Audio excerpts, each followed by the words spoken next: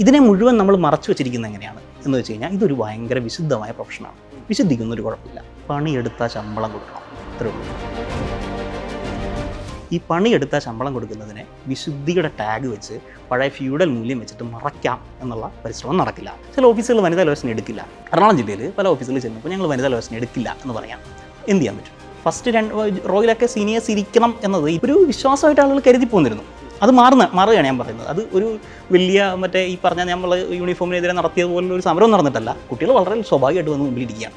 ഈ ജനറേഷൻ വളരെ കുറഞ്ഞ ശമ്പളത്തിൽ തങ്ങൾക്ക് സർവൈവ് ചെയ്യാൻ പറ്റില്ല, ഈ വർക്ക് ലോഡിൽ, ഈ മാനസിക സംഘർഷത്തിൽ ജീവിക്കേണ്ടതില്ല എന്ന് തീരുമാനിക്കുന്നുണ്ട്. അത് മോശമായ കാര്യമില്ല. പക്ഷേ ഒരാൾ പ്രൊഫഷനോട് അത്രയും ആഗ്രഹിച്ചു വന്നിട്ട് അതിട്ടിട്ട് പോകുന്നതിലാണ് നമ്മുടെ സങ്കടം. നേരത്തെ പറഞ്ഞ നമ്മൾ ജൂനിയർ അഭിഭാഷകർക്ക് മുഴുവൻ സപ്പോർട്ട് സിസ്റ്റം എന്നുള്ളതുകൊണ്ട് കരിയർ ബ്രേക്ക് വരുന്നവർക്കൊരു സപ്പോർട്ട് സിസ്റ്റമായി ഉണ്ടാവണം. ഈ ഒരു പ്രൊഫഷൻ കൂടുതൽ ജനാധിപത്യവൽക്കരിക്കപ്പെടേണ്ടത് അഭിഭാഷകരുടെ മുഴുവൻ ആവശ്യമായിട്ട് അഭിഭാഷകർ കാണണം എന്നാണ് എൻ്റെ ഒരു തോന്നൽ. കാരണം നമ്മൾ ജോലി ചെയ്യുന്ന സ്ഥലം കൂടുതൽ അന്തസ്സുള്ളത്, കൂടുതൽ മികവുള്ളത്, കൂടുതൽ ജനാധിപത്യവൽക്കരിക്കപ്പെടേണ്ട, കൂടുതൽ തുല്യമായൊരു സ്പേസായി തീരേണ്ടത് നമ്മുടെ എല്ലാവരുടെയും ആവശ്യമാണ്.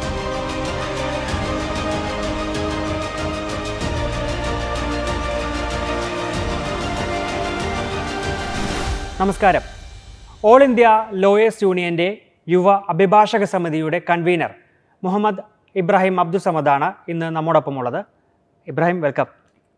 നമ്മൾ ഈ സംസാരിക്കുന്ന സമയത്ത് പോലും നമ്മൾ സംസാരിക്കുന്ന പോയിൻ്റ് പോലും ഈ ജൂനിയർ അഡ്വക്കേറ്റ്സിൻ്റെ ഒരു നിലനിൽപ്പ് പ്രതിസന്ധി ഇതൊക്കെ ചർച്ച ചെയ്യപ്പെടുന്ന ഒരു സമയമാണ്. അപ്പോൾ ഞാൻ ഏറ്റവും ബേസിക് ആയൊരു ചോദ്യത്തിൽ നിന്ന് തന്നെ തുടങ്ങാം. എൻ്റെ ചോദ്യം ഇതാണ്: ഇന്നത്തെ കാലത്ത് ഒരു ജൂനിയർ ലോയറുടെ ഒരു കരിയർ സ്റ്റാർട്ടിങ് എങ്ങനെയായിരിക്കും? തീർച്ചയായും ബുദ്ധിമുട്ടുള്ളതാണ്. അത് മറ്റ് പല പ്രൊഫഷനേക്കാൾ പലതരത്തിലുള്ള ബുദ്ധിമുട്ടുകളുണ്ടാകും. എന്ന് വെച്ച് കഴിഞ്ഞാൽ ഇപ്പോൾ വെങ്കി ഒരു ജോലിക്ക് പോകുന്നു, വെങ്കി ജേർണലിസത്തിന് ചേരുന്നു, വെങ്കി കുറച്ചൊരു ജേർണലിസത്തെക്കുറിച്ചുള്ളൊരു ഇൻട്രോ ജേർണലിസത്തിൽ കിട്ടുന്നുണ്ട്, ക്ലാസ്സിലേക്ക് കിട്ടുന്നുണ്ട്. ഒരു വാർത്തയുടെ ഇൻട്രോ എന്താണ്, ഒരു വാർത്ത കണ്ടാൽ അത് എത്തരത്തിലുള്ള വാർത്തയാണ്, ഇത്തരത്തിലുള്ള കിട്ടുന്നുണ്ടല്ലോ. അത് വെങ്കിയുടെ ഒരു എംപ്ലോയബിലിറ്റിയാണ്. അത്തരത്തിൽ എംപ്ലോയബിൾ ആക്കാനുള്ള സംവിധാനത്തിലല്ല നമ്മുടെ ലോ കോളേജുകൾ പ്രവർത്തിക്കുന്നത് എന്നുള്ളതാണ് അടിസ്ഥാന പ്രശ്നം. ലോ കോളേജിൽ 2 തരം കോഴ്സുകളാണുള്ളത്: 5 year LLB, 3 year LLB. Degree കഴിഞ്ഞവർക്ക് 3 വർഷത്തെ LLB, +2 കഴിഞ്ഞവർക്ക് 5 ഇയർ LLB. ഈ 5 വർഷമോ 3 വർഷമോ കഴിഞ്ഞതിന് ശേഷം, അത്രയും പഠനത്തിന് ശേഷം കോടതിയിൽ എൻറോൾ ചെയ്ത് അഭിഭാഷകനായി അല്ലെങ്കിൽ അഭിഭാഷകയായി ചെല്ലുന്ന ഒരു അഭിഭാഷകരെ സംബന്ധിച്ചിടത്തോളം അടിസ്ഥാന കാര്യങ്ങളുള്ള ധാരണക്കുറവുണ്ടാവും. ഉദാഹരണത്തിന്, എൻറോൾ ചെയ്തതിൻ്റെ പിറ്റേ ദിവസം ഒരു അഭിഭാഷകൻ്റെ വീടിൻ്റെ അടുത്തുള്ള ഒരാൾ കൊണ്ടുവന്നിട്ട് ഒരു സമൻസ് കൊടുക്കുകയാണ്. എന്താണ് ഈ കേസ്, എന്താ ചെയ്യേണ്ടതെന്ന് ചോദിച്ചാൽ അത് അയാൾക്ക് അറിയില്ലായിരിക്കും. അത് ഈ പറയുന്ന ലോ കോളേജിൽ പഠിപ്പിച്ചിട്ടില്ല. ഒരാൾ വന്നിട്ട് സംശയം ചോദിക്കും, അതിർത്തി തർക്കം സംശയം ചോദിക്കുകയാണ്, എന്ത് ചെയ്യണം എന്ന് ചോദിച്ചാൽ ഇതവിടെ പഠിപ്പിച്ചിട്ടുണ്ടാവില്ല. വലിയ സിദ്ധാന്തങ്ങൾ പഠിപ്പിച്ചിട്ടുണ്ടാവും, ഭരണഘടന പഠിപ്പിച്ചിട്ടുണ്ടാവും, ഇതൊന്നും തർക്കമില്ല, ഇതൊക്കെ പഠിക്കേണ്ടതാണ്. കുടുംബ നിയമം എന്താണെന്ന് പഠിപ്പിച്ചിട്ടുണ്ടാവും, സിവിൽ നിയമം എന്താണെന്ന് പഠിപ്പിച്ചിട്ടുണ്ടാവും. ഇതിൻ്റെ ഏറ്റവും അടിസ്ഥാന തരത്തിലുള്ള പ്രാക്ടിക്കലായിട്ടുള്ള പ്രയോഗം എങ്ങനെയാണ് എന്നത് പഠിപ്പിച്ചിട്ടുണ്ടാവില്ല. അപ്പോൾ സ്വയം എംപ്ലോയബിൾ അല്ലാത്ത ഒരാളാണ് ജോലിക്ക് കയറുന്നത്. അപ്പോൾ അയാളുടെ ആവശ്യമാണ് പ്രാക്ടീസ് ചെയ്യാന്നുള്ളത്. കാരണം പ്രാക്ടീസിലാണ് അയാൾ നിയമം പഠിക്കുന്നത്. ഞാൻ പറയുന്ന നിയമത്തിൻ്റെ തിയറിയല്ല, നിയമത്തിൻ്റെ പ്രായോഗികത പഠിക്കുന്നത്. അവിടെ തന്നെ അയാൾ വളണറബിളായി. സ്വാഭാവികമായിട്ടും സീനിയറിൻ്റെ അറിയാം ഇത് ജൂനിയറിൻ്റെ ആവശ്യമാണെന്ന്. ഞാൻ എല്ലാ സീനിയേഴ്സും അങ്ങനെ ചൂഷണം ചെയ്യുന്നു എന്നൊന്നും പറയല്ല. ഞാൻ വ്യക്തിപരമായി വളരെ സ്നേഹം കിട്ടിയ ഓഫീസിലാണ് പ്രാക്ടീസ് തുടങ്ങിയത്, സാമ്പത്തികമായിട്ട് സഹായം കിട്ടിയ ഓഫീസിലാണ്. പക്ഷേ ഇവിടെ ഒരു പവർ പൊസിഷനിലൊരു പ്രശ്നമുണ്ട്. കാരണം വളണറബിളായ ഒരു ജൂനിയർ, ജൂനിയറിൻ്റെ ആവശ്യം ജോലി തുടങ്ങുക എന്നുള്ളത്. അപ്പോൾ സ്വാഭാവികമായിട്ടും അത് സ്ട്രഗിൾ ആവും. അതൊരു വശമാണ്. അതുപോലെ പല വശങ്ങളുണ്ട്. ഇപ്പോൾ ഒരു ജൂനിയർ അഭിഭാഷകൻ, അയാൾക്ക് കുടുംബത്തിൽ ഒരു തരത്തിലുള്ള വക്കീൽമാരില്ല.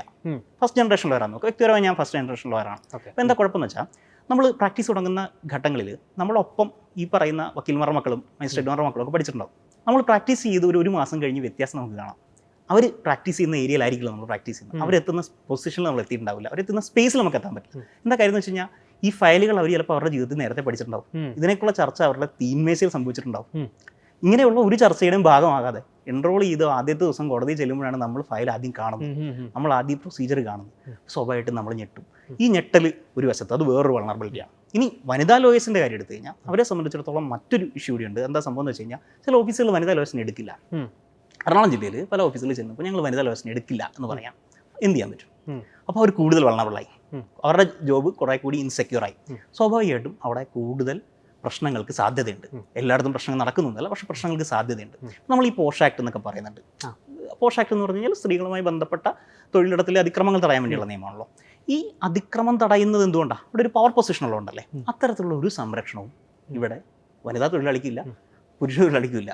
അടിസ്ഥാനപരമായ തൊഴിലാളിയാണല്ലോ, ഒരു പണിയെടുക്കുകയാണ്. അതെ അതെ. പക്ഷേ ഇതിനെ മുഴുവൻ നമ്മൾ മറച്ചു വെച്ചിരിക്കുന്നത് എങ്ങനെയാണ് എന്ന് വെച്ച് കഴിഞ്ഞാൽ, ഇതൊരു ഭയങ്കര വിശുദ്ധമായ പ്രൊഫഷനാണ്. വിശുദ്ധിക്കൊന്നും ഒരു കുഴപ്പമില്ല. പണിയെടുത്താൽ ശമ്പളം കൊടുക്കണം, അത്രേ ഉള്ളൂ. ഈ പണിയെടുത്താൽ ശമ്പളം കൊടുക്കുന്നതിനെ വിശുദ്ധിയുടെ ടാഗ് വെച്ച് പഴയ ഫ്യൂഡൽ മൂല്യം വെച്ചിട്ട് മറയ്ക്കാം എന്നുള്ള പരിശ്രമം നടക്കില്ല. ഒന്നാമത്തെ കാര്യം. നമ്മൾ പ്രാക്ടീസ് ചെയ്ത് തുടങ്ങുന്ന സമയത്ത് പലപ്പോഴും നമ്മുടെ സീനിയേഴ്സൊക്കെ അല്ലെങ്കിൽ നമ്മുടെ അപ്പുറത്തുള്ള മറ്റു ഓഫീസുകളിലെ ആളുകളൊക്കെ പറയുന്നൊരു കാര്യം എന്ന് വെച്ച് കഴിഞ്ഞാൽ, ഞങ്ങളുടെ കാലത്ത് ഒന്നും കിട്ടില്ലായിരുന്നു, ഒന്നും കൊടുക്കില്ലായിരുന്നു. സത്യമാണ്. ഇന്നത്തെ അഭിഭാഷകർ നേരിടുന്നതിന് അതിനപ്പുറം എത്രയോ വലിയ തരത്തിൽ ചൂഷണമെന്നോ അതല്ലെങ്കിൽ ശമ്പളം കൊടുക്കാതിരിക്കുന്ന അവസ്ഥ ഇതവിടെ സംഭവിച്ചിട്ടുണ്ട്. പക്ഷെ അവർ തന്നെ പറയും, അവൾ വളരെ സ്നേഹമുള്ളവരായിരുന്നു. ഇത് കോൺട്രാഡിക്ടറിയാണ്. എത്ര സ്നേഹം ഉണ്ടെങ്കിലും പണിയെടുത്താൽ കാശ് കൊടുക്കാം. തീർച്ചയായിട്ടും അത് അയാളുടെ ആവശ്യമാണ്. ഇവിടുത്തെ വിദ്യാഭ്യാസ സമ്പ്രദായത്തിൻ്റെ പരാജയമാണ്. പ്രാക്ടീസ് ചെയ്യുന്ന ആളുടെ ആവശ്യമാണ് പ്രാക്ടീസ് ചെയ്യുക എന്നുള്ളത്. പക്ഷെ എന്നാലും അയാളൊരു ഫയൽ മാറ്റി വെച്ചാൽ, ഒരു കേസ് മാറ്റി വെച്ചാൽ അതിന് പണിക്ക് ശമ്പളം കൊടുത്തിരിക്കണം. അതാണ് അടിസ്ഥാന പ്രശ്നം. ശരിക്കും ഈ ഇപ്പം നമ്മളിപ്പോൾ പലരോടും സംസാരിക്കുമ്പോൾ, ജൂനിയർ അഭിഭാഷകരോട് തന്നെ ഒരുപാട് പേരോട് സംസാരിക്കുമ്പോൾ പോലും അവർക്ക് കിട്ടുന്നൊരു ശമ്പളം എന്താണ്? ചിലപ്പോൾ 5000 രൂപയായിരിക്കും. അതുപോലും കിട്ടാത്ത ആൾക്കാരുണ്ട്. ഇപ്പോൾ നമ്മളൊക്കെ സംസാരിക്കുമ്പോൾ ഒരു മാസം ഒരു ഓഫീസിൽ പോയ ശേഷം ഒരു പൈസയും കിട്ടാത്ത ആൾക്കാരുണ്ട്. ചിലർ എന്ത് ചെയ്യും? യാത്രാക്കൂലി കൊടുക്കും, ഭക്ഷണം കൊടുക്കും, അങ്ങനെ കവറപ്പ് ചെയ്യുന്ന ആൾക്കാരുണ്ട്. അപ്പം ഞാൻ ആലോചിക്കായിരുന്നു, ഈ നിയമമെല്ലാം പഠിച്ച, നിയമത്തെക്കുറിച്ച് ഏറ്റവും വലിയ ധാരണയുള്ള ഈ മനുഷ്യർ തന്നെയല്ലേ ഏറ്റവും കൂടുതൽ എക്സ്പ്ലോയിറ്റ് ചെയ്യപ്പെടുന്നത്? എക്സ്പ്ലോയിറ്റേഷൻ ഞാൻ പറയുന്നത്, ഈ ചില ജോലികൾ നിൽക്കുക ചില ഇംപ്രഷനുകളിലാണല്ലോ. സ്വാഭാവികമായിട്ടും ലോയെക്കുറിച്ച് ചില ഇംപ്രഷനുണ്ട്, ജേർണലിസത്തെക്കുറിച്ച് ചില ഇംപ്രഷനുണ്ട്. ഈ ഇംപ്രഷനുകളിൽ നിൽക്കുമ്പോൾ അവർ ആദ്യം കുറച്ച് കാലം ഇത് സഹിക്കും. ഇത് പഠിച്ചു കഴിഞ്ഞാൽ സ്വയം കേസ് പിടിക്കാം, കേസ് ചെയ്യാം. അപ്പോൾ ഇത് ആദ്യം പഠിക്കുന്ന കാലമാണല്ലോ. ഞാൻ പറയുന്നത്, ആദ്യ ദിവസം മുതൽ ചെയ്യുന്നത് ജോലിയാണ് എന്നുള്ള തോന്നൽ അയാൾക്കുണ്ടാവണമെങ്കിൽ അയാൾ എംപ്ലോയബിൾ ആവണം. അയാൾ ചെയ്യുന്ന ജോലി ഇല്ലാതെ തനിക്ക് മുന്നോട്ട് പോകാൻ പറ്റില്ല എന്ന് സീനിയറിന് മനസ്സിലാവണമെങ്കിൽ അയാൾക്ക് ആ സ്കില്ല് വേണം. ഈ രണ്ടിടത്തും എംപ്ലോയബിലിറ്റി വരാത്തിടത്തോളം രണ്ടിടത്തും അയാൾക്കൊരു എങ്ങനെ അയാൾ ബാർഗെയിൻ ചെയ്യും?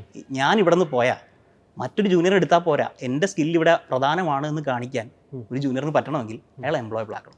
അത് പറ്റാത്തിടത്തോളം സീനിയറെ സംബന്ധിച്ചിടത്തോളം, എല്ലാവരും ചെയ്യുന്നില്ല, പക്ഷേ സീനിയറെ സംബന്ധിച്ചിടത്തോളം വേണമെങ്കിൽ ശമ്പളം കൊടുക്കുകയോ കൊടുക്കാതിരിക്കുകയോ തുച്ഛമായ ശമ്പളം കൊടുക്കുകയോ ചെയ്യാം. ഈ പിന്നെ നമ്മൾ ഈ പറയുന്ന പോലെ എംപ്ലോയബിൾ ആവണം എന്നൊരു കാര്യം പറഞ്ഞല്ലോ. ഇപ്പോൾ ഇതിനോട് തന്നെ പലരും കൂട്ടി പറയുന്നത്, ഒരു വർഷം എത്രയോ വക്കീലന്മാർ ഇങ്ങനെ എൻറോൾ ചെയ്ത് ഇറങ്ങുന്നുണ്ട്, അവർക്കൊക്കെ ചാൻസ് കിട്ടും, നിങ്ങളില്ലെങ്കിലും മറ്റൊരാൾ വരും. ആ ഒരു രീതി ശരിക്കും ശരിയാണോ ഇതിൽ? എന്താ സംഭവം എന്ന് വെച്ചാൽ, ഇപ്പോൾ ഒരു 2014 വരെയൊക്കെ കേരളത്തിൽ വളരെ ചുരുക്കം 10-ൽ താഴെയുള്ള ലോ കോളേജുകളുണ്ടായിരുന്നു. ഇപ്പോൾ ഏതാണ്ട് 40 ലോ കോളേജുകൾ കേരളത്തിലുണ്ട്. 2017 വരെ 1000 പേരാണ് കേരളത്തിൽ അഭിഭാഷകരായിട്ട് എൻറോൾ ചെയ്തത്. ഇപ്പോൾ 7000 പേരായി. ഈ എഞ്ചിനീയറിംഗിലൊക്കെ സംഭവിച്ച പോലെ ഒരു കോഴ്സിൻ്റെ സ്വകാര്യവൽക്കരണം വരികയും, സ്വകാര്യവൽക്കരണം വരുന്നതോടെ വളരെ കുറച്ച് പേര് മാത്രം ഗവൺമെൻറ് കോളേജിൽ പഠിക്കുകയും ബാക്കി വലിയൊരു ശതമാനം പേര് പ്രൈവറ്റ് കോളേജിൽ പഠിച്ചു വരികയും ചെയ്യുന്ന സ്ഥിതി ഉണ്ടായി. ഇത്രയും ആളുകൾക്ക് തൊഴിൽ കൊടുക്കാനുള്ള കേസുകൾ സത്യത്തിൽ നമ്മുടെ ഇല്ല. ഇത്രയും ഇല്ല. നമ്മളിപ്പോൾ നേരത്തെ പറഞ്ഞു, ശമ്പളം കൊടുക്കുന്നില്ല എന്ന് പറയുമ്പോൾ വളരെ ഇടത്തരത്തിൽ നിൽക്കുന്ന അഭിഭാഷകർക്ക് അത്രയും വരുമാനവുമില്ല. അതെ, ശരിയാണ്. അതൊരു യാഥാർത്ഥ്യമാണ്. അവരെ സംബന്ധിച്ചിടത്തോളം അവരൊരാളെ വേണമെങ്കിൽ അക്കോമഡേറ്റ് ചെയ്യുന്നു, കൊടുക്കാനുള്ള വരുമാനമില്ല. അങ്ങനെ കൊടുക്കാൻ കഴിയുന്ന വളരെ ചുരുക്കം ചില ഓഫീസുകളേ ഉള്ളൂ. അപ്പോൾ ഈ വരുന്ന അഭിഭാഷകർ ഈ ജോബ് ചീപ്പാവുന്നു എന്നുള്ള വലിയ പ്രശ്നമാണ്. ഈ ജോബ് ചീപ്പാവുന്നതോടെ ഇവരെ സംബന്ധിച്ചിടത്തോളം കൂടുതൽ വൾണറബിൾ ആവുകയാണ്. പിന്നെ അവർ നേരത്തെ വെങ്കി പറഞ്ഞ പോലെ ഒരാൾ മാറിയാൽ അടുത്ത ആൾക്ക് ചെയ്യാവുന്ന ജോലിയെ ഈ പറയുന്ന ആദ്യത്തെ കുറച്ച് നാൾ ചെയ്യാനുള്ളൂ. കാരണം മറ്റൊരു കാര്യം അയാൾ പഠിച്ചിട്ടില്ല. ഇത് മാറ്റി വെക്കുകയോ ചെറിയ എന്തെങ്കിലും ക്രാഫ്റ്റ് ചെയ്യാനേ പറ്റുള്ളൂ.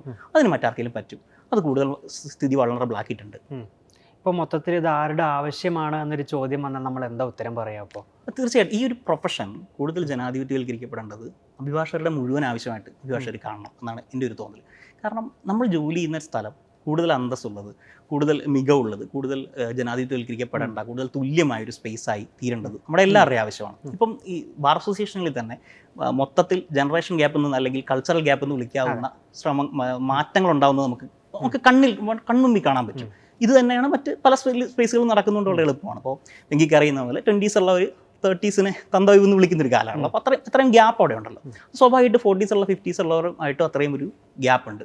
ഞാൻ ഈ ജനറേഷനിൽ കാണുന്ന ഒരു പ്രധാന പ്രത്യേകത എന്ന് പറഞ്ഞാൽ, ഈ ഒരു പ്രശ്നം നിൽക്കുമ്പോൾ പോലും വളരെ കുറെ കൂടി തുല്യതയായിട്ട് മനുഷ്യരെ കാണാൻ, ഹൈറാർക്കിക്ക് അപ്പുറമായിട്ട് മനുഷ്യരെ ഈക്വലായിട്ട് കാണാൻ അവർ ശ്രമിക്കുന്നുണ്ട്. അതിപ്പോൾ കോടതിക്കകത്താണെങ്കിലും പുറത്താണെങ്കിലും. പക്ഷേ മൂല്യവ്യവസ്ഥ പഴയതാണ്. ഇവിടുത്തെ ഒരു ഹൈറാർക്കിക്കലായ മൂല്യവ്യവസ്ഥ പഴയതായിട്ട് അതങ്ങ് അക്കോമഡേറ്റ് ചെയ്യാൻ, അതങ്ങ് അംഗീകരിക്കാൻ പല പ്രയാസങ്ങളുണ്ട്. ഇപ്പം പല ബാർ അസോസിയേഷനിലും ചില സ്ഥലങ്ങളിൽ സീനിയേഴ്സ് മാത്രം ഇരുന്നാൽ മതി. ഞാൻ പറയുന്നത്, നമ്മളൊരു പ്രായമുള്ള മനുഷ്യൻ വന്ന് എഴുന്നേറ്റ് കൊടുക്കണം. അത് മര്യാദയാണ്. തീർച്ചയായും മര്യാദ എന്ന് പറഞ്ഞാൽ അതൊരു ആരോഗ്യ പ്രശ്നം കൂടി ഉണ്ടെങ്കിൽ എഴുന്നേറ്റ് കൊടുക്കുക. പക്ഷേ ഞാൻ സീനിയർ മാത്രമേ ഇവിടെ ഇരിക്കാവുള്ളൂ എന്ന് പറഞ്ഞാൽ, ഇന്ന് നിങ്ങൾ എറണാകുളത്തെ ഏതെങ്കിലും കോടതി പോയാൽ അതിന് മുൻനിരയിൽ ഇരിക്കുന്ന മുഴുവൻ ഏറ്റവും പുതുതായി എൻറോൾ ചെയ്ത അഭിഭാഷകരായിരിക്കും. അവരോട് മറ്റേ തത്വം വർക്കാവില്ല. ആ കാലം കഴിഞ്ഞിരിക്കുന്നു. അപ്പോൾ ഈ കാലം കഴിഞ്ഞിരിക്കുന്നതിൻ്റെ സാധ്യത മനസ്സിലാക്കി ഈ പ്രൊഫഷനെ തന്നെ കൂടുതൽ തുല്യതയുള്ള, കൂടുതൽ ജനാധിപത്യവൽക്കരിക്കുന്ന സ്പേസ് ആക്കാനുള്ള ഇടപെടലായി അഭിഭാഷക സമൂഹം മുഴുവൻ ഏറ്റെടുക്കുക അല്ലാതെ ഇതിനും എന്തെങ്കിലും മാറ്റം ഉണ്ടാവുമെന്ന് പ്രതീക്ഷിക്കാൻ പറ്റില്ല. നമ്മൾ ഈ സ്ട്രഗിളിൻ്റെ കാര്യം തുടക്കത്തിൽ പറഞ്ഞല്ലോ. അപ്പോൾ നിങ്ങൾ പറഞ്ഞു എംപ്ലോയബിലിറ്റി എന്നുള്ളതൊരു ഫാക്ടർ തന്നെയാണ്, ശരിയാണ്, അതിൽ തർക്കമൊന്നുമില്ല. എല്ലാ ജോലിയിലും, അതിപ്പോൾ നമ്മളായാലും അതെ, ആരായാലും അതെ, ഏറ്റവും കൂടുതൽ പണിയെടുക്കാൻ കഴിവുള്ളവന് പൈസ കിട്ടും സ്വാഭാവികമായിട്ടും. പക്ഷേ നമ്മളെപ്പോഴും ഞാൻ മനസ്സിലാക്കിയിട്ടുള്ളത്, ഈ അത്യാവശ്യം പേര് കേട്ടൊരു വക്കീൽ, ഇപ്പോൾ ഒരു മിഡിൽ ക്ലാസ് എന്ന് വന്ന ഒരാൾക്ക് പോലും ഒരു 3-5 വർഷം എങ്ങനെ സ്ട്രഗിൾ ചെയ്താൽ പോലും കിട്ടുന്ന തുക വലിയൊരു തുകയല്ല. അപ്പോൾ അങ്ങനെ ഒരു പ്രതിസന്ധി ഈ ഒരു അഭിഭാഷക മേഖലയിൽ വ്യാപകമായി കാണുന്നുണ്ടോ? അത് ഉള്ളതാണോ ശരിക്കും? അല്ലേ, ഉള്ളതാണ്, സമ്മതിക്കാനുള്ളത്. നമ്മൾ യാഥാർത്ഥ്യമാണ്. എന്താ സംഭവം എന്ന് വെച്ചാൽ, റാഗിങ്ങിനെ കുറിച്ച് പറയുന്ന ഒരു ലോജിക് ഉണ്ടല്ലോ. അതായത് ഞങ്ങളെ റാഗ് ചെയ്തു, ഞങ്ങൾ തിരിച്ച് റാഗ് ചെയ്തു, ഞങ്ങൾക്ക് ശമ്പളം കിട്ടിയില്ല, ഞങ്ങൾ ഇത്രയെങ്കിലും തരുന്നില്ല. അതിനേക്കാൾ ഭേദമാണ് കേട്ടോ. എന്തൊക്കെ പറഞ്ഞാലും 15-20 വർഷത്തേക്കാൾ മുമ്പ് വളരെ ഭേദമായിട്ടാണ് ഇപ്പോഴത്തെ പ്രൊഫഷൻ. ഞാൻ പറയുന്ന ഭേദം എന്ന് പറയുന്നത് നമ്മൾ കണക്കിൻ്റെ അളവിലെടുത്താൽ ഭേദമാണ്. പക്ഷേ അതിനൊരു തുടർച്ച പലരും ആഗ്രഹിക്കുകയാണ്. മനസ്സിലായില്ലേ? ഇപ്പോൾ ഞങ്ങൾ ചൂഷണം ചെയ്യപ്പെട്ടിട്ടുണ്ട്, അതുകൊണ്ട് ചൂഷണം തുടരണം എന്ന് പറയാൻ പറ്റില്ല. ചൂഷണം ചെയ്യപ്പെട്ടിട്ടുണ്ടെന്നുള്ളത് തെറ്റാണ്, ചൂഷണം ചെയ്യപ്പെടാൻ പാടില്ലായിരുന്നു, അത് പക്ഷേ തുടരാൻ പറ്റില്ല എന്നതാണ് അടിസ്ഥാന ലോജിക്. പക്ഷേ അതിലേക്ക് ഒരു യുവ അഭിഭാഷകരുടെ ഒരു സംവിധാനങ്ങളൊക്കെ ഉയർന്നു വരുന്നുണ്ട്. അത്തരത്തിൽ, കാരണം നമ്മൾ ഒരു ജൂനിയറിന് നമ്മൾ നേരത്തെ പറഞ്ഞ എംപ്ലോയബിലിറ്റി പഠിപ്പിച്ചെടുക്കുന്ന ഒരു സമയം കഴിഞ്ഞ് പെട്ടെന്ന് അയാൾ പോയാൽ ഈ സീനിയറിനെ ബാധിക്കുന്ന സ്ഥിതി ഉണ്ടാവുന്നുണ്ട് സ്വാഭാവികമായിട്ടും. പിന്നെ പുതിയ ഒരാളെ പഠിപ്പിക്കണമല്ലോ. അപ്പോൾ അങ്ങനെ നിൽക്കില്ല എന്നുള്ള നിലപാടിൽ പിന്നെ അഭിഭാഷകരിൽ എത്തിച്ചേരുന്നുണ്ട്. അത് കുറെ കൂടി പോസിറ്റീവായ മാറ്റമുണ്ടോ? ഞാൻ കരുതുന്നത് ഈ തിരുവനന്തപുരത്തെ സംഭവം പോലും ഒരു ദിശാമാറ്റത്തിലേക്കുള്ള സൂചനയും തുടക്കമൊക്കെയാണ്. അത് ഇനിയും ധാരാളം അത്തരത്തിലുള്ള റെസിസ്റ്റൻസുകൾ ഉണ്ടായി വരും. അത് അഭിഭാഷകർക്ക്, സീനിയർ അഭിഭാഷകർക്കും മുഴുവൻ അഭിഭാഷക സമൂഹത്തിനും ഇതിനെ പരിഗണിക്കാതെ ഇനി മുന്നോട്ട് പോകാൻ പറ്റുമെന്ന് എനിക്ക് തോന്നുന്നില്ല. ഈ ജനറേഷൻ ഗ്യാപ്പിൻ്റെ ഒരു കാര്യം പറഞ്ഞപ്പോൾ ഞാൻ ആലോചിക്കുകയായിരുന്നു, ഈ കോടതിക്കുള്ളിലും ഈ ജനറേഷൻ ഗ്യാപ്പുകൾ ഏതെങ്കിലും തരത്തിൽ ഈ തൊഴിലിനെ ബാധിക്കാറുണ്ടോ? തീർച്ചയായിട്ടും ഉണ്ട്.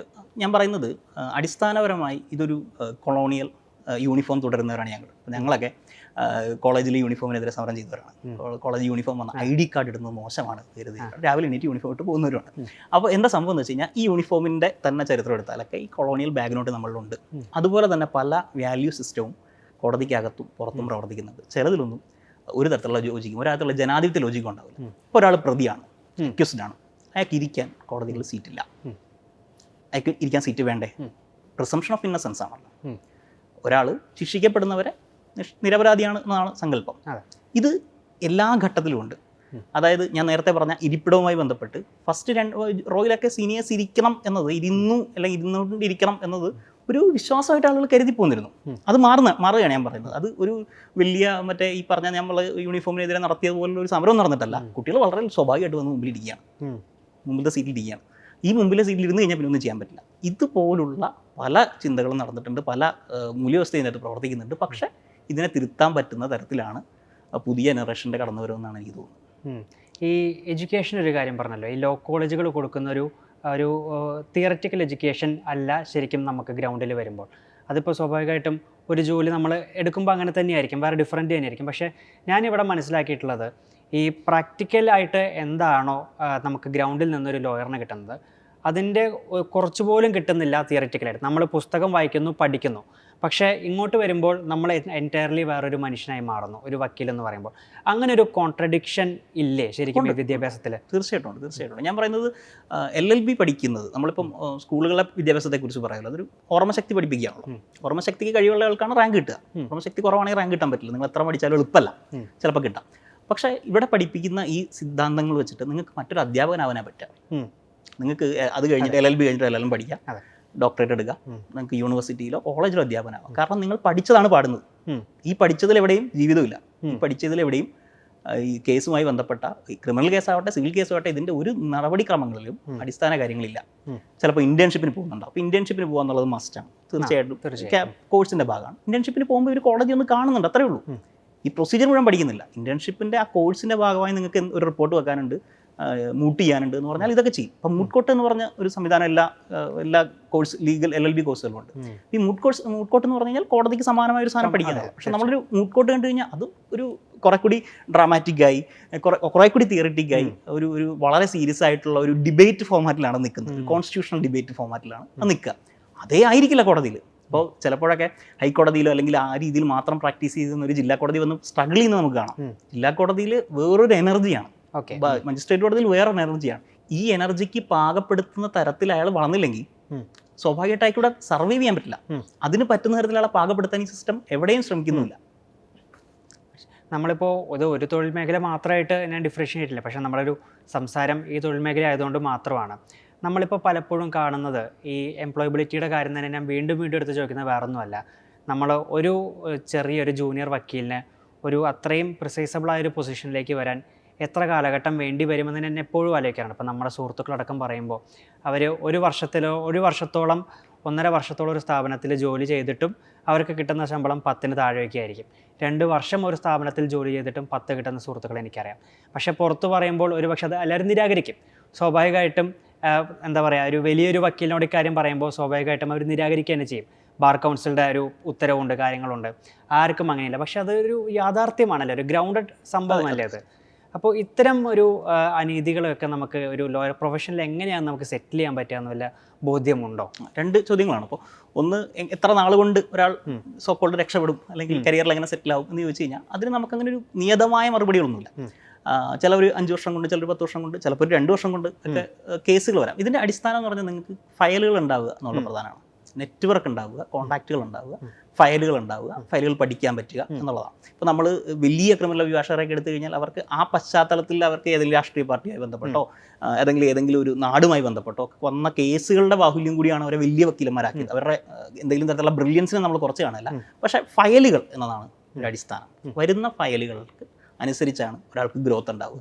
ഫയലുകൾ വന്നാലേ അയാൾക്ക് മാറ്റാൻ പറ്റുള്ളൂ. അയാൾക്ക് അതനുസരിച്ച് അയാളുടെ പ്രൊഫഷനെ മാറ്റിപ്പണിയാൻ പറ്റുള്ളൂ. ഇതിന് പരിഹാരം എന്ന് പറയുന്നത് ഞാൻ കാണുന്നതിനകത്ത് വളരെ പോസിറ്റീവ് കാര്യം. നേരത്തെ പറഞ്ഞ നമ്മളൊരു നെഗറ്റീവ് ഒരു കാര്യം പറഞ്ഞു, കുറേ പേര് വരുന്നുണ്ടല്ലോ ജോബ് ഇൻസെക്യൂർ ആണ്. പക്ഷേ വളരെ പോസിറ്റീവ് ഒരു കാര്യമുണ്ട്. നിങ്ങൾ 2017 1000 പേര് എൻറോൾ ചെയ്തു. 2018 ബാർ കൗൺസിലിൽ വോട്ട് ചെയ്ത ആളുകൾ വളരെ കുറച്ചാണ്, ഒരു 40,000-ലൊക്കെ താഴെയാണ്. പക്ഷേ ഇപ്പോൾ 2024 7000 പേര് എൻറോൾ ചെയ്തു. അപ്പോൾ ഉണ്ടായൊരു മാറ്റം എന്ന് വെച്ച് കഴിഞ്ഞാൽ മുഴുവൻ ഇലക്ട്രേറ്റിൻ്റെ, ബാർ കൗൺസിൽ ഇലക്ഷൻ്റെയോ ബാർ അസോസിയേഷൻ ഇലക്ഷൻ്റെയോ ഇലക്ട്രേറ്റിൻ്റെ പകുതിയിലധികം ജൂനിയർ അഭിഭാഷകരായി. ഈ ജൂനിയർ അഭിഭാഷകർ ഒരു വലിയ നിർണായക ശക്തിയായി.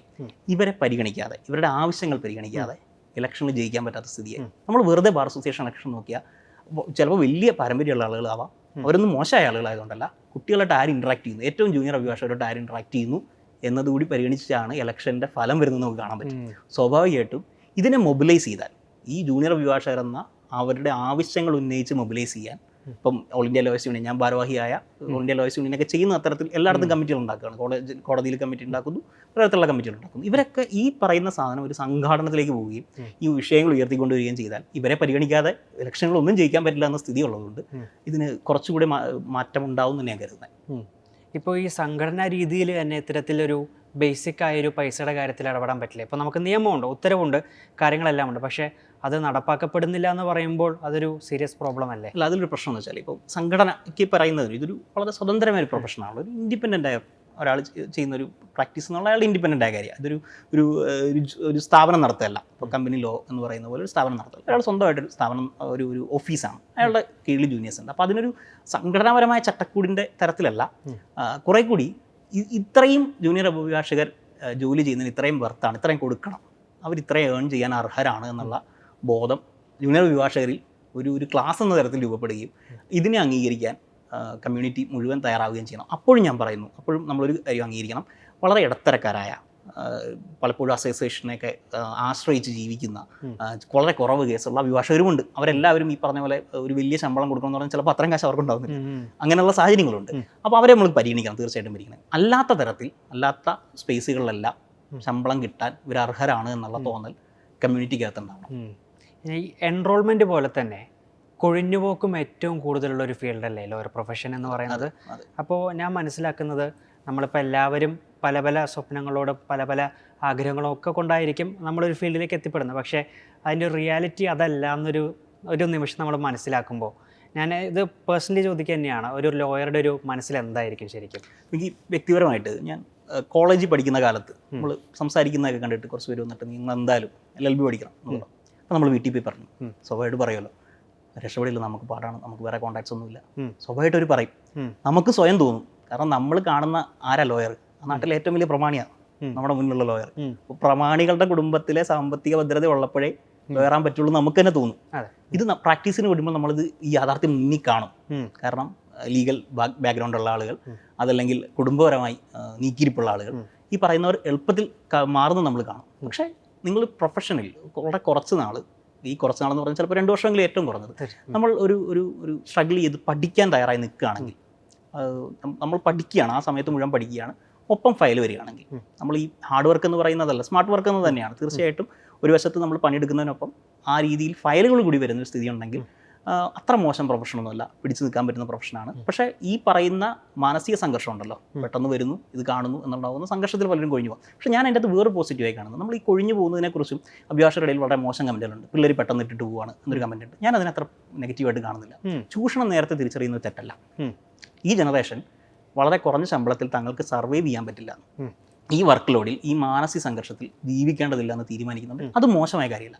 പക്ഷേ ഒരാൾ ആഗ്രഹത്തോടെ വന്നിട്ട് ആ ആശയത്തെ, ആ പ്രൊഫഷനോട് അത്രയും ആഗ്രഹിച്ച് വന്നിട്ട് അതിട്ടിട്ട് പോകുന്നതിലാണ് നമ്മുടെ സങ്കടം.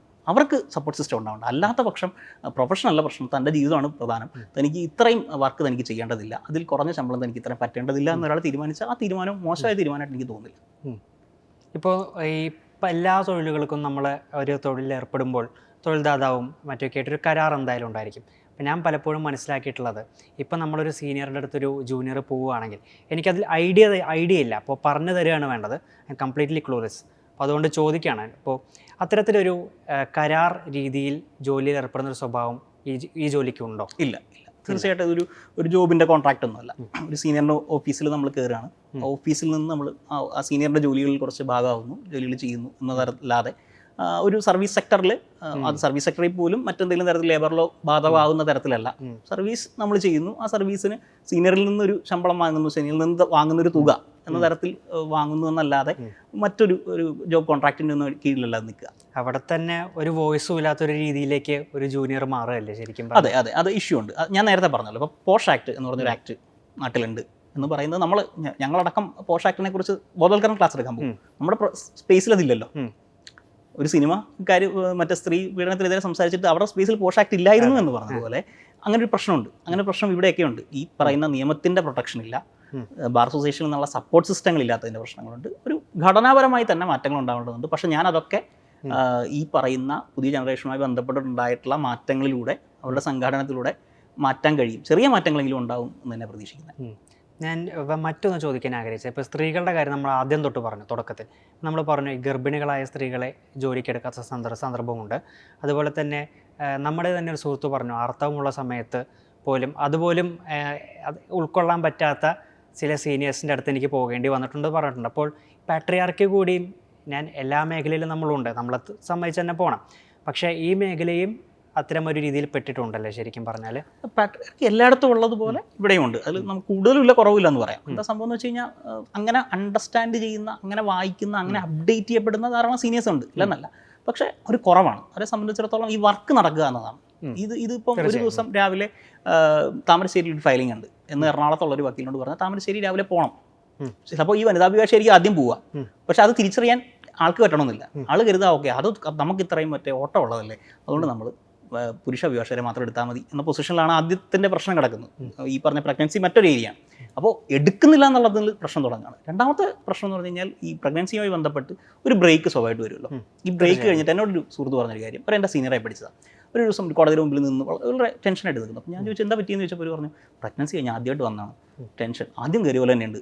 ഈ ബ്രേക്ക് വലിയ പ്രശ്നമാണ്. കാരണം കോടതി എന്ന് പറയുന്നത് നമ്മളൊരു ഒരു ഓഫീസ് വർക്കല്ലല്ലോ. അവിടെ നിങ്ങൾ കേസ് പറയണം, അടുത്ത ആളുടെ റെസ്പോൺസ് നോക്കണം, മറ്റൊരു തരത്തിൽ പെർഫോമൻസ് ആണ്.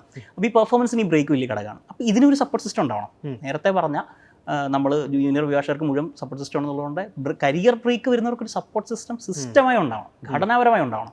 നമ്മളിപ്പോൾ ഒരു അസോസിയേഷനിൽ ഒരു പരിപാടി നടക്കുന്നു, ഒരു ആനുവൽ ഡേ നടക്കുന്നു, ഒരു പരിപാടി നടക്കുന്നു, അത് വളരെ ഗംഭീരമായി നടത്തുന്നു. അതിന് ഈ പറയുന്ന സീനിയർ അഭിഭാഷകരൊക്കെ വലിയ തരത്തിൽ സംഭാവന ചെയ്തിട്ടൊക്കെയാണ് ഈ പരിപാടി നടക്കുന്നത്. ഇതിന് ഒരു സിസ്റ്റം ഉണ്ടായി, ഒരു അപകടം ഉണ്ടായാൽ, ഒരു അസുഖം ഉണ്ടായാൽ, ഒരു പ്രഗ്നൻസി ഉണ്ടായാൽ തിരിച്ചു വരാൻ, അതിനിടയ്ക്ക് സാമ്പത്തിക സഹായം വേണമെങ്കിൽ അങ്ങനെ ഒരു സിസ്റ്റം ഉണ്ടാക്കാനുള്ള പരിശ്രമം ആണ് പ്രധാനമായിട്ട് ഉണ്ടാവേണ്ടത്. ഈ ജെൻസി ജനറേഷൻ എന്ന് പറയുന്ന ജനറേഷൻ, അപ്പോൾ അവരിപ്പോൾ കൂടുതലായും ഈ ലോയർ ഫീൽഡിലേക്കൊക്കെ വരുമ്പോൾ അവരിലൊരു തരത്തിലൊരു ഐക്യബോധം ഉണ്ടായിരിക്കും അല്ലേ? ഞാൻ മനസ്സിലാക്കുന്ന അങ്ങനെയാണ്. ഇപ്പോൾ നമ്മൾ ഈ സീനിയർമാരുടെ ഈ വിഷയം, ഈ ട്രിവാൻഡ്രത്തെ വിഷയം വന്നപ്പോൾ തന്നെ ഏറ്റവും കൂടുതൽ ശബ്ദമുയർത്തിയത് ഈ ഒരു ജനറേഷനിലെ ആൾക്കാരാണ്. അപ്പോൾ അവർക്ക് കൃത്യമായിട്ട് അറിയാം അവരുടെ റൈറ്റ് എന്താണ്, അവരുടെ ഒരു രീതി എന്താണ്, നമ്മൾക്ക് വേണ്ടത് എന്താണ്. ശരിക്കും അതൊരു എന്താ പാത്ത് ബ്രേക്കിംഗ് ആയിട്ടുള്ള ഒരു കാര്യമല്ലേ ഫീൽഡിൽ? ആണ് ഒരു എൻലൈറ്റ്മെന്റ് ഉണ്ട്, സെൻസ് ഓഫ് എൻലൈറ്റ്മെന്റ് ഉണ്ട്. അവരെ സംബന്ധിച്ചിടത്തോളം ഞങ്ങൾക്കറിയാം, ഞങ്ങൾക്ക് എന്ത് വേണം എന്ന് ഞങ്ങൾക്കറിയാം. അത് കരിയറിനെ കുറിച്ചുള്ള, നമ്മളിപ്പം സ്കൂളുകളിലും കോളേജിലും സംസാരിക്കുമ്പോൾ തന്നെ നമുക്കത് മനസ്സിലാവും. കരിയറിനെ കുറിച്ചുള്ള കാര്യങ്ങൾ അവർക്കൊരു അപ്പോൾ അത്ര ഒരു അവയർനെസ് ഉണ്ട്, അവർക്ക് എന്ത് ചെയ്യണമെന്നതിനെക്കുറിച്ചൊരു ധാരണയുണ്ട്. ഇതൊക്കെ ഉണ്ട്. ഒരു വളരെ പോസിറ്റീവ് കാര്യം. ഒരു സംഘടന എന്ന തരത്തിൽ സംഘടിതമായ ഒരു ബാർഗൈനിങ്ങിന് നിൽക്കുന്നുണ്ടോ, സംഘടനാപരമായി സംഘടിക്കുന്നുണ്ടോ എന്നതിൽ മുഴുവനായി ശരിയല്ല. തീർച്ചയായിട്ടും ഒരു ആകർഷിക്കപ്പെടുന്നുണ്ട്. അത്രയും ഒരു വലിയ സംഘടന നടക്കുന്നില്ല. പക്ഷേ ഒരു ജൂനിയറോട് വ്യക്തിപരമായി ഒരു 15 വർഷം മുമ്പ് സംസാരിച്ചതുപോലെ സംസാരിക്കാൻ ഇന്നാർക്കും ധൈര്യം വരില്ല. അതൊരു മാറ്റമാണ്. അതൊരു സംഘടനാപരമായ മാറ്റമല്ല, അത് ഈ പറഞ്ഞ കൾച്ചറലി ഉണ്ടായ മാറ്റമാണ്. അത് വളരെ പോസിറ്റീവായ മാറ്റമാണ്. അത് തീർച്ചയായിട്ടും മാറ്റങ്ങൾ ഉണ്ടാക്കുമെന്ന് ഞാൻ കരുതുന്നത്. ഈ ജോലി ചെയ്യുന്ന രീതിയിലും ഈ കൾച്ചറൊക്കെ ഒരു മാറ്റം കൊണ്ടുവരുന്നുണ്ടോ? ശരിക്കും പറഞ്ഞാൽ പണ്ടത്തെ പരമ്പരാഗതമായ രീതികളൊക്കെ വെച്ച് അതെങ്ങനെയാണ് തീർച്ചയായിട്ടും സംഭവം എന്ന് വെച്ചാൽ ഇപ്പോൾ വീക്കെൻഡ് വളരെ പ്രധാനപ്പെട്ടാണല്ലോ. വീക്കെൻഡ് വളരെ പ്രധാനപ്പെട്ടാണ്. മെൻ്റൽ ഹെൽത്ത് വളരെ പ്രധാനപ്പെട്ടാണ്. ഇതൊന്നും 15 വർഷം മുമ്പ് പറഞ്ഞ് മനസ്സിലാവില്ലായിരുന്നു. ഒരു വീക്കെൻഡ് എന്ന് പറയുന്നതൊന്നും അത്ര പോസിബിൾ അല്ല. അത്രയും ഫയലുള്ളൊരു ഓഫീസിൽ നിങ്ങൾക്ക് ഞായറാഴ്ച ജോലി ചെയ്യാതെ തിങ്കളാഴ്ച കേസ് കോടതി നടക്കില്ല. അതൊരു യാഥാർത്ഥ്യമാണ്. തിങ്കളാഴ്ച കോടതിയോട്ട് പോകാൻ പറ്റില്ല. ഇന്ന് നിങ്ങളൊരു ജൻസിയായ ഒരാളോട് അങ്ങനെ പറഞ്ഞാൽ അത്ര എളുപ്പമാവില്ല. ഒന്നില്ലെങ്കിൽ അയാൾ വരവ് നിർത്തും, അല്ലെങ്കിൽ അയാൾ പറ്റില്ല എന്ന് പറയും. അത് വളരെ വളരെ തുറന്നു പറയും. പക്ഷെ അത് പ്രൊഫഷണലി തിരിച്ചടിയാവോ? അല്ല, ഞാൻ പറയുന്നത് നമ്മൾ ഈ പറഞ്ഞ കഷ്ടപ്പെട്ടേ ജോലി ചെയ്യാൻ പറ്റുള്ളൂ എന്നൊരു വിശ്വാസമുണ്ട്. കഷ്ടപ്പെട്ട് നമ്മൾ വളരെ സ്ട്രഗിൾ ചെയ്താലേ നമ്മൾ രക്ഷപ്പെടുള്ളൂ. അങ്ങനെയല്ല. നമ്മളൊരു ഏരിയ തിരഞ്ഞെടുത്ത് നമ്മൾ ആ ഏരിയ വായിച്ച് ആ ഏരിയയിലുള്ള ഫയലുകൾ ചെയ്ത് ഫയലുകൾ കൊണ്ടുവന്ന് ആണ് രക്ഷപ്പെടുള്ളൂ. ഒരു 10-15 വർഷം ജൂനിയറായി നിന്ന അഭിഭാഷകരെ എനിക്കറിയാം. അവർ ആ അർത്ഥത്തിൽ കരിയർ ഗ്രോത്ത് ഉണ്ടായിട്ടില്ല. നേരെ മറിച്ച് സീനിയറിൽ നിന്ന് അവർക്ക് മോശമില്ലാത്ത ശമ്പളം ഉണ്ടായിട്ടുണ്ട്, കരിയർ ഗ്രോത്ത് ഉണ്ടായിട്ടില്ല. കാരണം അവർക്ക് ഫയലില്ല, സ്വന്തമായിട്ട് ഫയലില്ല. അവർ ഈ പറഞ്ഞ സോക്കോൾഡ് കഷ്ടപ്പെട്ട് ജോലി ചെയ്തവരാണ്. ഞാൻ പറയുന്നത് അങ്ങനെ മാത്രമേ രക്ഷപ്പെടുകയുള്ളൂ എന്നുള്ള സിദ്ധാന്തമൊന്നും പുതിയ ജനറേഷന് വർക്കാവുന്നില്ല. അവർ യാത്ര പോകുന്നുണ്ട്, അവർ കൃത്യമായി സിനിമ കാണുന്നുണ്ട്, അവർ കൃത്യമായി റെസ്റ്റ് എടുക്കുന്നുണ്ട്, കൃത്യമായി അവരുടെ വീക്കെൻഡുകൾ ആഘോഷിക്കുന്നുണ്ട്. അത് മുഴുവൻ പോസിറ്റീവാണ് ഞാൻ കരുതുന്നത്. അവർ ഹാർഡ് വർക്ക് ചെയ്യുന്നില്ലെന്നൊന്നും അഭിപ്രായം എനിക്കില്ല. അവർ നന്നായി തന്നെ ഹാർഡ് വർക്ക് ചെയ്യുന്നുണ്ട്. പക്ഷെ അവർ കുറെ കൂടി സ്പെസിഫിക് ആണ്. ഈ പറഞ്ഞ പോലെ കഷ്ടപ്പെടണം എന്ന് കരുതി ജോലി ചെയ്യല്ല, അവർക്കിഷ്ടമുള്ള ഏരിയയിൽ അവർ ജോലി ചെയ്യും. സ്വാഭാവികമായിട്ടും ഈ കൊഴിഞ്ഞുപോക്കിൻ്റെ ഒരു കാര്യം കൂടി ഞാൻ ഒന്നുകൂടി ആഡ് ചെയ്ത് ചോദിക്കുകയാണ്. സ്വാഭാവികമായിട്ടും ഇപ്പോൾ ചൂഷണം എവിടെയുണ്ടോ, അല്ലെങ്കിൽ നമുക്ക് കൃത്യമായ ശമ്പളം കിട്ടുന്നില്ല എന്ന് പറഞ്ഞാൽ ആരായാലും നമ്മൾ അവിടെ നിന്ന് എന്തായാലും നമ്മൾ ഇറങ്ങിപ്പോകും. അപ്പോൾ ഈ ലോയർ ഫീൽഡിലുള്ളവർ ഇങ്ങനെ ഇറങ്ങിപ്പോകുന്നവർ, നമ്മളെ ജനറലൈസ് ഇതിനെ ഒരിക്കലും പറയുന്നില്ല. കാരണം താങ്കൾ പറഞ്ഞ പോലെ നല്ല ശമ്പളം കൊടുക്കുന്നവരുണ്ട്, അതൊരു എക്സെപ്ഷണൽ കേസസും ഒരുപാടുണ്ട്. അപ്പോൾ അത്തരത്തിൽ ഇറങ്ങിപ്പോകുന്നവർ ശരിക്കും എങ്ങോട്ടാണ് പോവുക? പലതരത്തിലുള്ള ഏരിയകളുണ്ട് ഇതിൻ്റെ അകത്ത്. ഇപ്പോൾ ബാങ്കുകളിൽ ലീഗൽ അഡ്വൈസർമാരുണ്ട്, കോർപ്പറേറ്റ് കമ്പനികളിൽ ജോലികളുണ്ട്. ഇങ്ങനെ പല ഏരിയകളായിട്ട് അത് കിടക്കുന്ന സാധനമാണ്. ഇപ്പം ഇപ്പം നമ്മൾ നേരത്തെ പറഞ്ഞ ജൻസിയോട് ചോദിച്ചാൽ അവർ ലോ കോളേജിൽ LLB പഠിക്കുന്ന സമയത്ത് തന്നെ പല കോഴ്സുകൾ ചെയ്യുന്നുണ്ടാവും. അതായത് ഇതിന് ശേഷം എംപ്ലോയബിൾ ആക്കാൻ പറ്റുന്ന കോഴ്സ്. പ്രാക്ടീസിലുള്ള എംപ്ലോയബിലിറ്റി ഇല്ലെന്ന് അവർക്ക് തന്നെ അറിയാം. അവർ എംപ്ലോയബിൾ ആകുന്നത് മറ്റു പല ഏരിയകളിലാണ്. ഈ പറയുന്ന MNCകളിലേക്ക് ഒക്കെ ലീഗൽ അഡ്വൈസറായിട്ട് പോകാൻ പറ്റുന്ന തരത്തിലുള്ള കോഴ്സുകൾ പഠിക്കുന്ന കുട്ടികൾ നമുക്ക് ലോ കോളേജിൽ കാണാം. ഞങ്ങളുടെ കാലത്ത് ഒരാളെ പോലും എനിക്കറിയില്ല, എൻ്റെ ക്ലാസ്സിൽ ഒരാൾ പോലും അങ്ങനെ ഒരു പാർട്ട് ടൈം ആയിട്ട് വേറൊരു MNCക്ക് പറ്റുന്ന തരത്തിലൊരു കോഴ്സ് പഠിച്ചറിയാം എന്ന് കരുതുന്ന ഒരാൾ ഞങ്ങളുടെ സമയത്ത് ഉണ്ടായിട്ടില്ല. പക്ഷേ ഇന്ന് ഒരു ക്ലാസ്സിലൊക്കെ നല്ലൊരു ശതമാനം പേര് അങ്ങനെ പഠിക്കുന്നുണ്ട്. അവർക്ക് അത്തരത്തിൽ നല്ലൊരു പ്ലേസ്മെൻറ്റും കിട്ടുന്നുണ്ട്. ഓഫ്കോഴ്സ് ലോയർ എന്ന തരത്തിലുള്ള ഒരു സോഷ്യൽ ക്യാപിറ്റൽ, ഒരു വിഷയത്തിൽ ഇടപെടാൻ പറ്റുക, ഇങ്ങനെയുള്ള പലതരത്തിലുള്ള കാര്യങ്ങൾ അവർ ലാക്ക് ചെയ്യുന്നുണ്ടാവും. പക്ഷേ സാമ്പത്തികമായി ഭദ്രമാക്കാൻ പറ്റുന്ന ഏരിയകൾ അവർക്കുണ്ട്. നമ്മളിപ്പോൾ മൊത്തത്തിൽ ചുരുക്കി പറഞ്ഞാൽ ഒരു നന്ദഗോപാൽ മാരാരുടെ ഒരു മുഖമുണ്ട്, എന്നാൽ മുകുന്ദനുണ്ണിയുടെ മറ്റൊരു മുഖം. തീർച്ചയായിട്ടും സെലിംകുമാറിന്റെ മുകുന്ദനുണ്ണിയാണെന്ന് ഞാൻ പ്രതീക്ഷിക്കുന്നു. ആ മുകുന്ദനുണ്ണി മുകുന്ദനുണ്ണിയാണെങ്കിൽ ഞങ്ങൾ സമ്മതിക്കാം. അപ്പോൾ ഈ 2 തരമുണ്ട്.